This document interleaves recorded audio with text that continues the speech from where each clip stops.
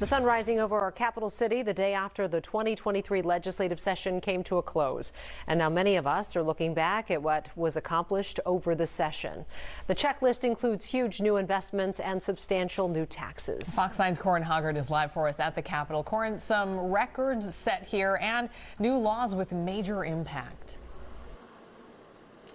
Yeah, that's right, Kelsey and Amy. There were tax rebates, there's paid leave, abortion rights. Those are all big takeaways from this year's session, but this year's Democratic trifecta only got through about half the number of bills the previous trifecta got through in 2013, when the Democrats also controlled the House, the Senate, and the governor's office.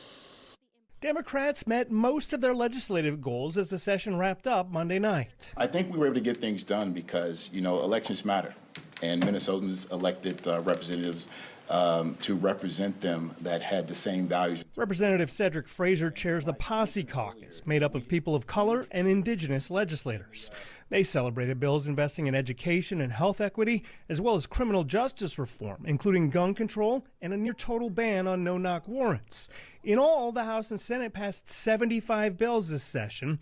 That's more than double the 31 from the 2021 session that was minimized by COVID, but also fewer than the Republican-controlled House and Senate passed in 2017, and about half what the Democrats passed when they had a trifecta previously in 2013.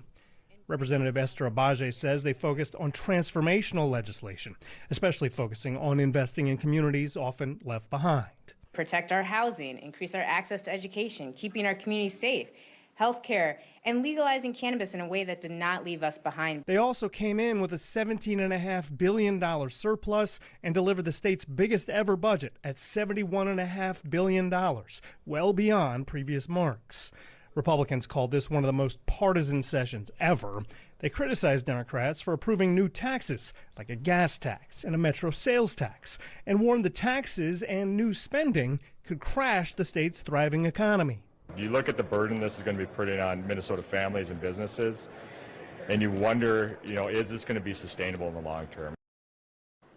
So those are the takeaways from the politicians who get the work done here. But coming up at 6, we'll hear from regular folks out on the street and what they'll remember about this year's session. There was one thing that really stood out for a lot of them. Live at the Capitol, Corin Hoggard, Fox 9.